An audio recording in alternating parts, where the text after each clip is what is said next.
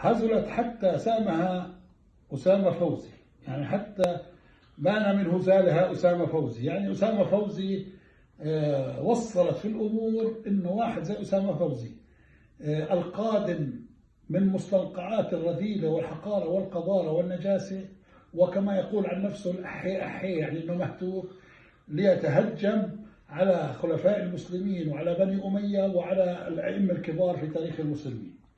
يعني أنت ولك يا أسامة فوزي خليك في مستنقع الحقارة والنذالة والقبض والابتزاز. أنت يعني إذا قبضت من الإيرانيين 200 دولار ولا 220 ولا 150 دولار يا رخيص، صرت كمان بدك تتطاول على بني أمية، ولك أنت يا زبطي ما أنت معروف لك شو أصل، ولك أنت يعني واحد خسيس، يعني يتكلم يتطاول على الأئمة وعلى شو اسمه. أنت يا أبو شعر طويل اللي شعرك بينفع يستعملوا له مطهرة، يعني ينظفوا فيه حمام بالاستنجاء.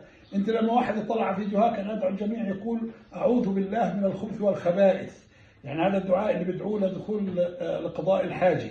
فانت يعني امثالك من الشياطين والدجاجله، فكرك انك يعني بدك تتطاول انه لك متابعين كثار. كل العاهرات وكل المهتوكات وكل من يعني الاباحيات لهم متابعين زيك زيهم، متابعين كثير. ولك اخرس وخليك في مستنقع الحقاره والنذاله يا وطي، اخرس، لا تتكلم بالشرف. يعني انت خليك تتكلم دائما زي ما انت تتكلم في النجاسه وفي الحقاره وفي القضاء.